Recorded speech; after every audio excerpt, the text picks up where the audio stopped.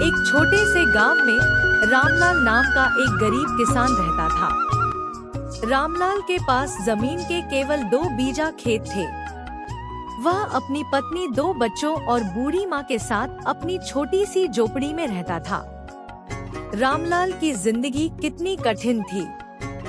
उसके पास पर्याप्त संसाधन नहीं थे और उसकी फसलें भी अक्सर मौसम की मार झेल जाती थी।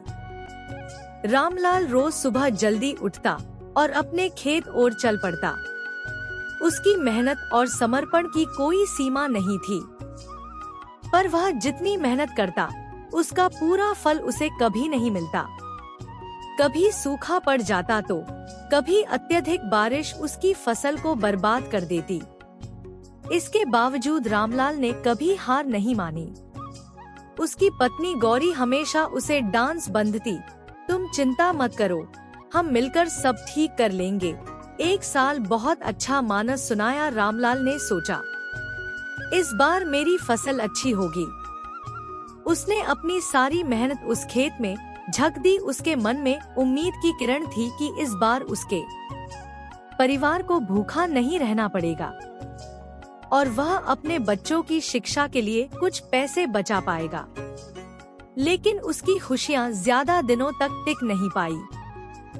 फसल पकने के समय अचानक एक भयंकर तूफान आ गया और उसके सारे खेत पानी में डूब गए।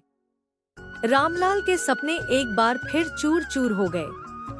वह दर्द से करा उठा, हे भगवान, अब मैं क्या करूं? उसका हृदय टूट गया था, लेकिन उसने हिम्मत नहीं हारी। उसने मन में ठान लिया, मैं हार मानने वालों में से नहीं हूँ। मैं फिर से कोशिश करूँगा। एक दिन गांव के एक समाज सेवी ने रामलाल की हालत देखी।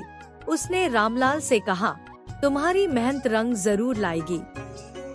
समाज सेवी ने गांव में एक नई सिंचाई परियोजना शुरू करने का विचार किया और रामलाल को उसका हिस्सा बनाया।